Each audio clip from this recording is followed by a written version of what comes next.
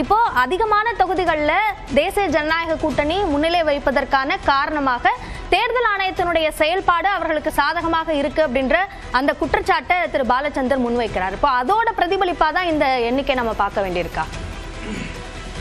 இப்போ ஆக்சுவலாக பார்த்தீங்கன்னா இந்த ஓவரால் ஓட்டர்ஸ் வந்து ஆல்மோஸ்ட் 7 crores. இதில் வந்து 87 லட்சம் வாக்காளர் புது வாக்காளர்களாக பதிவு பண்ணியிருக்காங்க. இந்த இதில் கூட 87 லட்சம் வாக்காளர் அதிகமாக வாக்குப்பதிவு பண்ணியிருக்காங்க. இது கொஞ்ச நாளைக்கு முன்னால் 89 லட்சம் கூட இருந்திருக்காங்க.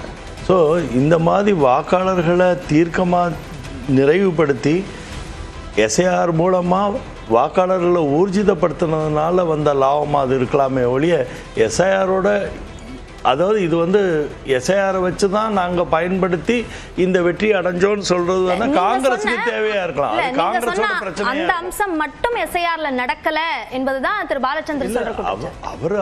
அவருக்கு சார்ந்தவங்களுக்கு பேசத்தானே வேணும், அது பேசிட்டு போறாரு. நம்மளை பொறுத்த அவரோட கருத்தை வைக்கிறாரு சார்ந்தவங்க. நான் என்னை பொறுத்த வரைக்கும் ரொம்ப சிம்பிளுங்க. It's a fair election in front of it's happening. எல்லாரும் முன்னிலையில் தான் நடக்குது இந்த எலெக்ஷன். ஒரு கட்சியான எலெக்ஷன் கிடையாது இது. இந்த வெற்றிக்கு மெயின் காரணம் என்னன்னா, இந்த 15லேருந்து 20% இருக்க பிஜேபி, ஜேடியு, ஆர்ஜேடிக்கும் அந்த 15லேருந்து 25% வாக்கு எப்போதுமே ஊர்ஜிதமாக இருக்கு. எப்போ 3% சேர்றாங்களோ அந்த 5லேருந்து 7% இருக்கக்கூடிய சிபிஐஎம்மாக இருக்கலாம், எல்ஜேபியாக இருக்கலாம், காங்கிரஸாக இருக்கலாம், அந்த கூட்டணி அமைப்பு தான் இந்த வெற்றியோட மிகப்பெரிய காரணங்க. முதல் காரணமே என்னன்னா, இந்த கூட்டணி கரெக்டாக இன்டாக்டாக அமைஞ்சது தான் காரணம். இந்த கூட்டணியில் 15லேருந்து 20% இருக்கு, இங்கே ஒரு 7% இருக்கு. இது ஆட் அப் வேல்யூ ஆகுது. ஆனால் இவர் என்ன பண்ணாங்க, இவங்க ஆர்ஜேடி எதை வந்து ரொம்ப சீரியஸாக எடுத்துக்கிட்டாங்கன்னா, 17% யாதவ் ஓட்டு இருக்கு, முஸ்லீமோட 15% ஓட்டு இருக்கு, 32% லட்சத்துக்கு 32. ஆர்ஜேடி சொல்லும் போது நம்ம ஒரு முக்கியமான பிரேக்கிங்கை பார்க்கிறோம். மகாகத்பந்தன் கூட்டணியோட முதலமைச்சர் வேட்பாளர் தேஜஸ்வி யாதவ் மீண்டும் முன்னிலை வைக்கிறார். 3000க்கும் மேற்பட்ட வாக்குகள் வித்தியாசத்தில் பின்னடைவில் இருந்தார். இப்ப 219 வாக்குகள் வித்தியாசத்தில் தேஜஸ்வி யாதவ் முன்னிலை வைக்கிறார். 219 வாக்குகள் வித்தியாசத்தில் என்பதை நாம் பார்க்கிறோம். ரொம்ப நெக் டு நெக் ஒரு போட்டி, ஒரு டஃப் காம்படிஷன். 20 சுற்று இருக்குன்னு நினைக்கிறேன். ரொம்ப early. ஆமா, இப்போ இருக்கிற சிச்சுவேஷன்ல இருக்கிற நிலவரம் இதுதான். சொல்லுங்க திரு அர்ஜுன். இப்போ ஃபண்டமெண்டலாக ஃபஸ்ட்டு நம்ம என்ன பண்ணோம்னா, வி ஹவ் டு கங்க்ராச்சுலேட் மோடிஜியை கங்க்ராச்சுலேட் பண்ணணும், நிதிஷ்ஜியை கங்க்ராச்சுலேட் பண்ணணும். ஏன்னா இது மிகப்பெரிய வெற்றி. ஏன்னா 122 இருந்தால் போதுங்கும் போது 190 கடந்து போகிறதுங்கிறது மிகப்பெரிய ஒரு ஹிமாலயன் விக்டரின்னு தான் நம்ம எடுத்துக்கணும் அதை. ஆனால் இதில் எல்லாரும் என்ன இப்படி மாறி மாறி பேசிக்கிட்டே இருக்காங்கன்னா, வெற்றி அடைஞ்சவங்க ஒரு மாதிரியும் வெற்றி அடையாதவர்கள் ஒரு மாதிரியும் பேசுகிற நிகழ்வு என்றைக்குமே ஒரு டிபேட் செக்ஷனில் நடக்கிறது தான், அது வாடிக்கை தான். ஆனால் இங்கே நம்ம இந்த பீகாரை பொறுத்த வரைக்கும் என்ன முக்கியமாக கவனிக்கணும்னா, இந்த போலரைசேஷன் ஆஃப் த சமூகம், அண்ணன் வந்திருக்காங்க, அவங்க அதை பற்றி இன்னும் சிறப்பாக பேசுவார், அவங்களுக்கு அதை பற்றி நிறைய அனுபவம் உண்டு. என்னோட நாலேஜில் நான் என்ன சொல்ல வரேன்னா, ஒரு சமூகம் அந்த இபிசிங்கிற ஒரு சமூகத்தை வந்து எந்த அளவுக்கு கட்டுக்கோப்பாக வந்து நிதிஷ்குமார் தொடர்ந்து தன்னோட வாக்கு வங்கியாக பயன்படுத்தியிருக்காருங்கிறது தான் இதோட மிகப்பெரிய வெற்றி. ஏன்னா நீங்கள் கன்சிஸ்டண்ட்டாக அதில் எஃபர்ட் போடுறாங்க. ஏன்னா விக்சித் பீகார்னு மாற்றினாங்க அந்த நிகழ்ச்சியை. இந்த தேர்தல் காலத்தை எப்படி பண்ணான்னா, விக்சித் பாரத்தில் இருந்ததை வந்து விக்சித் பீகார்னு மாற்றினாங்க. அதாவது முன்னேற்றம், வளர்ச்சிக்கான ஒரு நாடாக பீகாரை எடுத்துகிட்டு வரணுங்கிறதுல மோடிஜியோட சிறப்பை அறிஞ்சிக்கிட்டு நிதிஷ்குமார்ஜியும் அதை ஃபாலோ பண்ணதுனால தான் இந்த மிகப்பெரிய வெற்றிக்கு காரணம். இதில் வந்து எஸ்ஐஆரோட இன்ஃப்ளூயன்ஸில் தான் நடக்குதுன்னு திருப்பி சொல்ல வேண்டாம். ஏன்னா அவரே வந்து குர்மிங்கிற ஒரு இனத்துலேருந்து வந்தவர் தான் நிதிஷ். அவர் தான் ராமரும் அதுதான். ஏன்னா சூரிய வம்சம், அதனால தான் அம்பெல்லாம் வச்சுருக்காருன்னு நினைக்கிறேன் அவரோட சின்னமாக. இங்கே ராஜராஜ சோழனும் சூரிய வம்சம் தான் சொல்கிறாங்க. இந்த மாதிரி வம்ச உணர்வு இருக்கவங்களோட மிகப்பெரிய வளர்ச்சி என்னவா இருக்குன்னா, அந்த எப்படி மற்ற இனம் சார்ந்த மனிதர்களை எந்த அளவுக்கு வாழ்வாதாரத்தை வளர்த்து கொடுக்கணுங்கிறதுல அவருக்கு ஒரு தீர்க்கமான ஆய்வு கலந்த ஒரு முயற்சி தொடர்ந்து இருக்கு. இல்லாட்டி தொடர்ந்து இவ்வளவு வெற்றியை தொடர்ந்து ஒரு மனிதரால் பார்த்துக்கிட்டே இருக்க முடியாது. அது ஒன்றும் ஈஸி காம்பனண்ட்ல ஒரு அரசியல், அதுவும் பிரசாந்த் கிஷோர் மாதிரி ஒரு புது யுகமாக ஒரு சூழ்நிலைக்கு வரக்கூடிய ஒரு எதிர்ப்பு இருக்கு. ஆல்ரெடி தேஜஸ்வி வந்து வெறும் 36 வயசுல இருக்க தொடர் வெற்றிக்கு காரணம்னு சொல்றீங்களா? கண்டிப்பா அவர் வந்து அதை கரெக்டாக கால்குலேட் பண்ணார். எப்படின்னா, ஒரு சமூகம் வந்து மைனாரிட்டி முழுக்க ஒரு சைடுக்கு போகும்போது அதை எப்படி பேலன்ஸ் பண்ண, இது என்னோட அனுபவத்திலேருந்து நான் என்ன பார்க்குறேன்னா, இந்த பீகார் எலெக்ஷன் என்ன ஆக போகுதுன்னா, இங்கே இருக்க திராவிட கழகத்துக்கே மிகப்பெரிய ஒரு எக்ஸ்பெரிமெண்டல் எலெக்ஷனாக மாறி இருக்குன்னு என்னோட நம்பிக்கை. ஏன்னா இளைஞர்களோட வாக்கை நம்பியே பண்ணுறது எந்த அளவுக்கு ஒரு பின்னடைவுக்கு வரக்கூடிய வாய்ப்புகள் ஃபியூச்சரில் இருக்குங்கிறது தெரிய போகுது. ஏன்னா அனுபவம் சார்ந்து இந்த இனவாரியான பாகுபாடில் ஒரு ஒற்றுமை உணர்வு எடுத்துகிட்டு வந்து அதில் வந்து மைனாரிட்டிங்கிறத எடுத்துக்காமல் அந்த மைனாரிட்டிக்குள்ளே இருக்கக்கூடிய 79% உள்ள இன்னொரு முஸ்லீம் இனத்தை, இஸ்லாமிய இனத்தை நம்ம சார்ந்து செயல்படுத்தும் போது என்ன ஆகுதுன்னா, கம்ப்ளீட் ஃபார்முலா சேஞ்ச் வந்துடுது. ஃபார்முலா சேஞ்ச் வந்தாவே சொல்யூஷனோட ரிசல்ட் என்னவாயிரும்னா மாற்று கருத்தாக வரும். இது நிதிஷ்குமார் ஜி அவர்கள் வந்து ஆழமாக நுண்ணறிவோட அவரோட மண் சார்ந்து இனம் சார்ந்த விஷயத்தில் அவர் தெளிவாக இருக்காருங்கிறத முக்கியம். சரி, ஓகே. நம்ம திரு பாலச்சந்திரன் குறுக்கிட விரும்புனீங்க, சுருக்கமா சொல்லிடுங்க. திரு கோபண்ணா நம்மோடு அமர்வில் இணைந்திருக்கிறார், நிகழ்ச்சிக்கு வரவேற்கிறோம். திரு பாலச்சந்திரன் சுருக்கமாக. இருக்காரு. அப்ப இந்த கடந்த 5 வருஷத்துலதான் அவருக்கு இருக்கா எல்லாரையும் சேர்த்து வச்சுட்டு போனோன்னு. அப்ப போன எலெக்ஷன்ல ஏன் அவர் அந்த மாதிரி பெரும்பான்மையான வெற்றி பெறுகிறது நண்பர் நிச்சயமா சொல்லுவார் நண்பர். அவ்வளவுதான். சரி, தொடர்ந்து திரு கோபன், அப்ப கூட்டணியை இன்டாக்டா அமைஞ்சது இந்த தேசிய ஜனநாயக கூட்டணியோட வெற்றி அல்லது இந்த முன்னிலை நிலவரத்துக்கு முக்கிய காரணம் என்று திரு அர்ஜுனமூர்த்தி சொல்கிறார். இப்போ அதுதான் மகாகத்பந்த் கூட்டணியில இல்லாம போனதா, அதுதான் இந்த பின்னடைவுக்கு காரணம் நினைக்கிறீங்களா தற்போது இருக்கக்கூடிய நம்பரின் படி?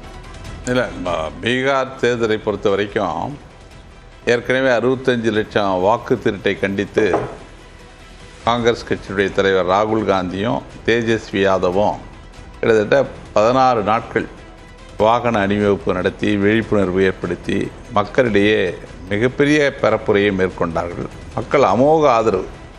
அப்பயே வந்து ட்ரெண்டு செட் ஆச்சு, பீகாரில் ஆட்சி மாற்றம் வரப்போகுது என்ற நம்பிக்கையெல்லாம் ஏற்பட்டது. அதுக்கப்புறம் கூட்டணி அமைக்கப்பட்டது, தொகுதி பங்கீடு, அதில் முதலமைச்சர் தேஜஸ்வி யாதவ்னு கெலாட் அறிவித்தார், துணை முதலமைச்சரையும் அறிவித்தோம், ஒரு மீனவ சமுதாயத்தை சார்ந்தவரை. ஆக கூட்டணி வந்து எங்களை பொறுத்தவரை எங்கள் கூட கருத்து வேறுபாடுலாம் இல்லை, சரியாக தான் போச்சு. ஆனால் இந்த தேர்தல் தீர்ப்பு என்பது நிதிஷ்குமார் வந்து இது வரைக்கும் நான் பார்த்ததில் 2000 பார்க்குறேன், அநேகமாக இது 8வது முறை முதலமைச்சராக பொறுப்பேற்கிறார். தற்போது முதலமைச்சரானால் 10வது முறை. அதாவது 17 வருஷமாக ஒரு தொடர்ந்து ஒரு முதலமைச்சராக வர்றாரு. ஒரு சந்தர்ப்பவாத கொள்கை, பல முறை கட்சி மாறுது, இப்படிலாம் பண்ணி ஒருத்தர் வந்து அந்த பீகார் மக்கள் அவரை ஏற்றுக்கொண்டாருன்னா ஏதாவது வளர்ச்சி இருக்கான்னு பார்த்தா வளர்ச்சியும் இல்லை, பெரிய வளர்ச்சி இல்லை. வேலையில்லா திண்டாட்டம் மற்ற மாநிலங்களோட ஒப்பிட்டால் பீகார்ல வளர்ச்சி இல்லைன்னு சொல்லலாம். ஆனா பீகாரோட முந்தைய ஆண்டுகளோட ஒப்பிடும்போது வளர்ச்சி இருக்கு அப்படின்னு நம்புறாங்க அங்க இருக்க மக்கள். அந்த பீகார் வந்து வளர்ச்சி இருக்குன்னு யாரும் சொல்ல முடியாது. ஏன்னா இன்னைக்கு தமிழ்நாட்டிலே பார்த்தீங்கன்னா லட்சக்கணக்கான பீகார் தொழிலாளர்கள் ஒரு நாளைக்கு 600 ரூபா 700 ரூபா 1000 ரூபாய்க்கு இங்கே வேலை செய்கிறாங்க. லட்சக்கணக்கானவர்கள் இருக்காங்க. அது மாதிரி பல மாநிலங்கள், தென் மாநிலங்கள், கர்நாடகா, ஆந்திரா, எல்லா இடங்கள்லையும் இன்றைக்கி பீகார்லேருந்து வராங்க. அந்த நேரத்தில் தான் பீகாரில் வந்து தமிழ்நாட்டில் தமிழர்கள் வந்து அவர்களை தமிழ்நாட்டில் துன்புறுத்தப்படுகிறார்கள் என்று ஒரு பிரதமர் பதவியில் இருக்கிற ஒருவர் பொறுப்பற்ற ஒரு பேச்சை தேர்தல் பரப்புரையின் போது எப்பயுமே அது மாதிரி பேசுகிற பழக்கம் உள்ளவர். அவர் அந்த பதவிக்கு உரிய அழகோடு அவர் பேசலை.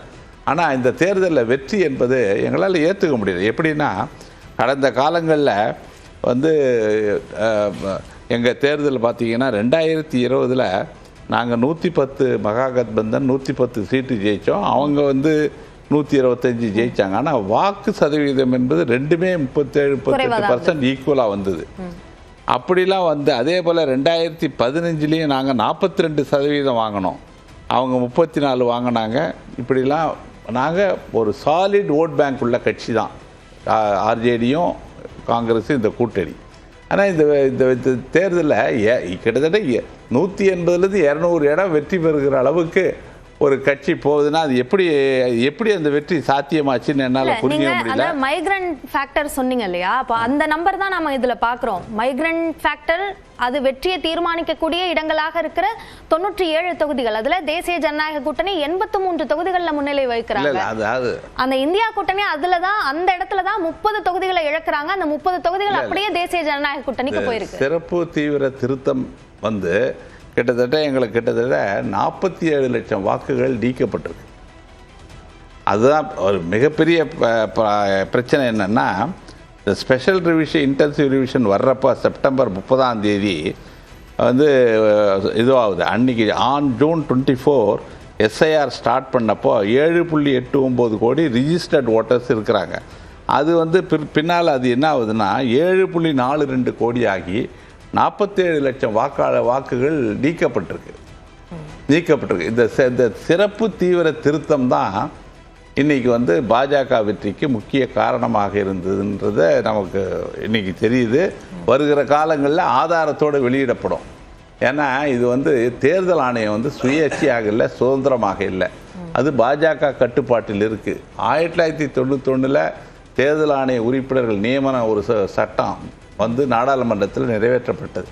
அதன்படி தலைமை நீதிபதி ஒன்று, பிரதம மந்திரி, எதிர்க்கட்சி தலைவர், இந்த 3 பேரும் தான் தேர்தல் ஆணைய உறுப்பினர்களை நியமிக்கணும்னு சட்டம் சொல்லிச்சு.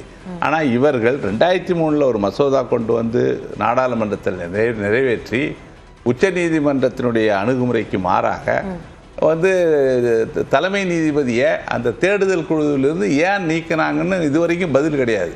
ஒரு பாரபட்சமற்ற நீதிபதியை நீக்கிட்டு ஒரு மத்திய அமைச்சர் அமித்ஷா போன்றவர்களை நியமிச்சிங்கன்னா எப்படி நியாயமான தேர்தல் நடக்கும்?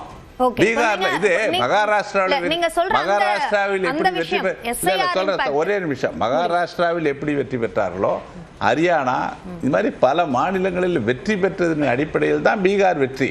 இந்த வெற்றி வந்து தேசிய ஜனநாயக கூட்டணி வெற்றி இல்ல, தேர்தல் ஆணையத்தினுடைய மேனிபுலேஷன் கிடைச்ச வெற்றி தான். இல்ல இப்போ எஸ்ஐஆர் இம்பாக்ட் இருக்கிற தொகுதிகளான 106 தொகுதிகள்ல 2020 தேர்தல் முடிவுகளை பாக்குறோம். அதுல என்டிஏ 57 தொகுதிகள்ல வெற்றி பெற்றிருக்காங்க, இந்தியா கூட்டணி 45 தொகுதிகள்ல வெற்றி பெற்றிருக்காங்க.